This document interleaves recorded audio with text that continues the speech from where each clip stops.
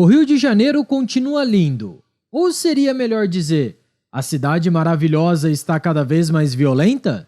Este é o Visão Libertária, sua fonte de informações descentralizadas e distribuídas. Esse artigo foi escrito por Quintessência, revisado por JJ Liber e narrado por Coreia com K. O Rio de Janeiro mergulhou num caos de violência e destruição na última segunda-feira, dia 23 de outubro. Após uma série de atentados promovidos por integrantes de facções criminosas, a cidade maravilhosa acumulou um saldo aterrorizante.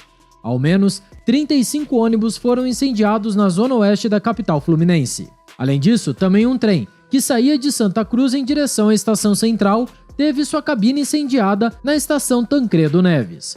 Em decorrência disso, houve fechamento parcial dos trechos do trem. A polícia militar chegou a impedir que um grupo formado por 15 bandidos ateasse fogo em um caminhão na Avenida Brasil. Porém, as cenas de terror e destruição deixaram sua marca na cidade e causaram toda sorte de transtornos aos cidadãos. As linhas de transporte público do corredor Transoeste também foram interrompidas. Já as aulas nas escolas do município foram suspensas, em virtude do estado de violência em que a cidade se encontra.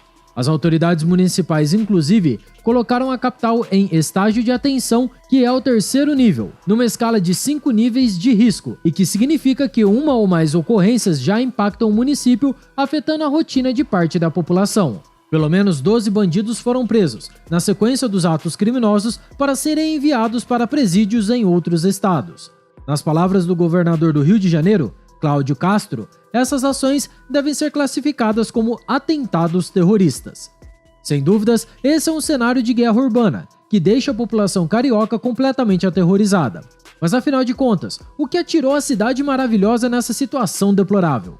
Ao que tudo indica, a ação dos criminosos foi uma represália, motivada pela morte de um miliciano de renome na região em uma operação da Polícia Civil. Trata-se de Matheus da Silva Rezende, de 25 anos, que era conhecido no meio criminoso como Faustão. O bandido era sobrinho de Luiz Antônio da Silva Braga, o Zinho, chefe da maior milícia da cidade, outro criminoso de grande periculosidade.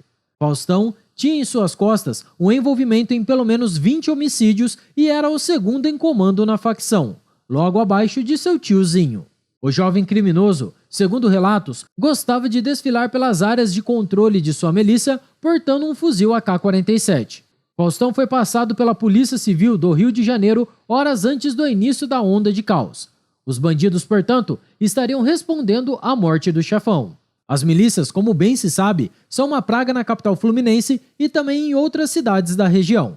Originalmente, as milícias surgiram como grupos armados que vinham por objetivo combater o domínio das facções criminosas, especializadas no tráfico de drogas nas comunidades carentes. Os milicianos, em pouco tempo, conseguiram expulsar as principais facções cariocas de diversas favelas. Mas aí, a coisa começou a desandar rapidamente. Logo, as milícias passaram a cobrar taxas de proteção para os estabelecimentos comerciais de forma violenta.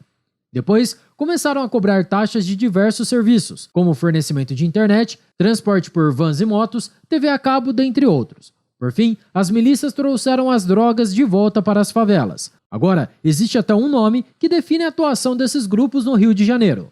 São as narcomilícias, facções criminosas independentes que se aliam aos grupos já consolidados, para fazer o que sempre foi feito.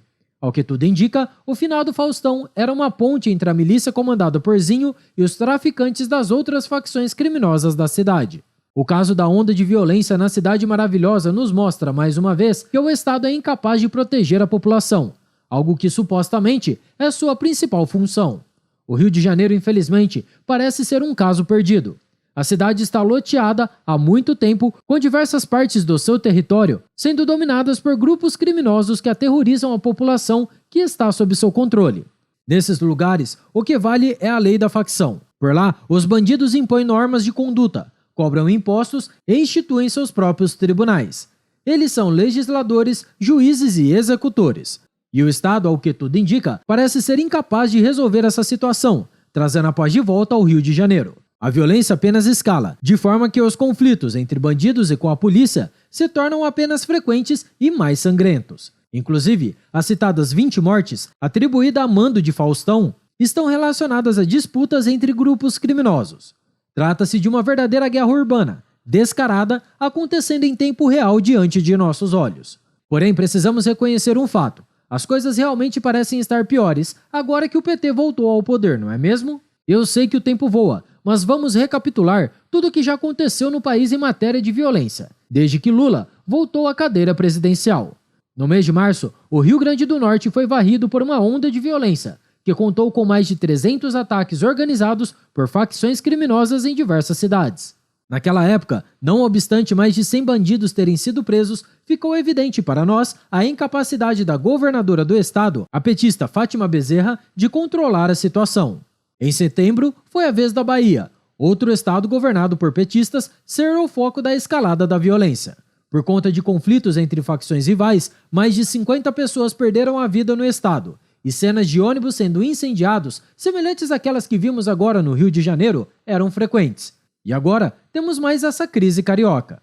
Parece que o ano de 2023 está sendo muito empolgante para os bandidos, não é? Será que os criminosos se sentem mais à vontade para cometer seus atos bárbaros agora que o ex-detento está à presidência da República? Será que eles sabem que o PT e seus asseclas são muito coniventes com a bandidagem e que aquele papo do Lula de que ladrão rouba celular para tomar uma cervejinha não era só discurso retórico? Será que as facções criminosas sabem que agora o diálogo cabuloso está restabelecido? Bem, eu não sei dar essas respostas. O que eu sei, porém, é que definitivamente o Sr. Flávio Dino, ministro da Justiça e da Segurança Pública do governo Lula e forte candidato para uma vaga no STF, é o pior nome a ocupar essa pasta em toda a história da República. Sua incapacidade de manter a paz e a ordem no Brasil já são evidentes para todos, inclusive, é claro, para os bandidos. De qualquer forma, o gordola da pasta da segurança afirmou que vai aumentar a quantidade de equipes federais em atuação no Rio de Janeiro, para combater a criminalidade na cidade. De acordo com algumas fontes, o uso de forças militares do Exército Brasileiro na capital fluminense também vem sendo discutido, ainda que nos bastidores. Segundo Flávio Dino, alguns de seus subordinados e também o comandante da Força Nacional se encontrarão com autoridades da Polícia Federal no Rio de Janeiro para discutir o tema. Seja como for, a verdade é que o Estado não apenas é incapaz de conter a escalada da violência, ele é também, em primeiro lugar, o criador de toda essa violência. O atual cenário de caos e bandidagem, protagonizado por facções criminosas, a despeito dos parcos esforços da segurança pública, é resultado de uma série de intervenções estatais. Dentre os principais eventos causadores desse estado de coisas está a inútil guerra às drogas, que tornou o tráfico uma atividade extremamente lucrativa a ser explorada por grupos cada vez mais violentos, que usam de cada vez mais brutalidade. Não é a morte de Faustão das milícias que vai trazer paz ao Rio de Janeiro. No seu lugar, logo aparecerá outra liderança, talvez ainda mais violenta. É isso que temos visto acontecer no Rio e em tantas outras cidades brasileiras. O crime organizado se tornando cada vez mais violento, cruel e metódico. E o Estado se torna cada vez mais ineficiente no combate a esse sistema que foi criado por seus erros e incompetência. No final das contas e no centro de tudo isso está, de fato, a maior de todas as milícias, o governo brasileiro. Obrigado por sua audiência. Se você gostou do vídeo, compartilhe em sua rede social. Caso deseje ser avisado de outros vídeos, clique em se inscrever e depois no botão da campainha. Até a próxima e tchau, obrigado.